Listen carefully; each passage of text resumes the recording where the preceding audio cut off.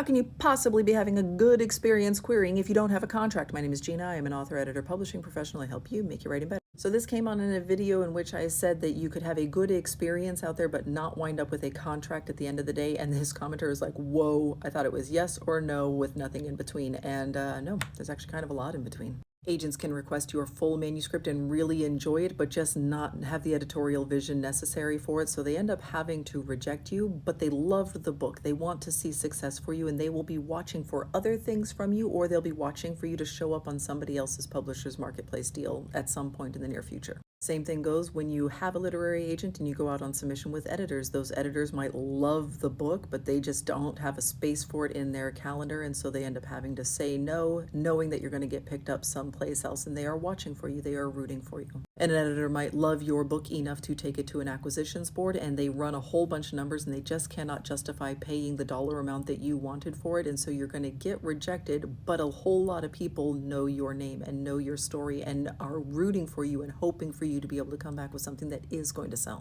You do that enough times and you have built up a network of people who are rooting for you. So then when they say, hey, we have a project that we need a quick write for hire on, how about we go to that person who has been able to hit a bunch of deadlines or who has been able to like come really, really close. Let's see if maybe they're available for this project. Or they have an anthology that they are working on and they need to fill a slot in it. And they say, hey, I remember that other writer writes a lot of stuff that's kind of like this. Maybe I'm going to approach them and I'm going to see if they want to be part of this anthology.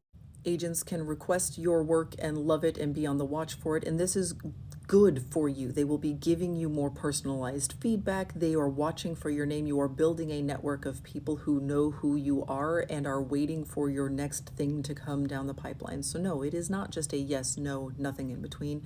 There is yes, there is no, and then there is a whole wide range of experiences in between in which you are still putting your name out there, you are putting your work out there, and you are making sure that people know that you are available to do a lot of writing related things, and you might get picked up for some other project that you didn't even know about and you wouldn't have known about or been available for if you hadn't been out there.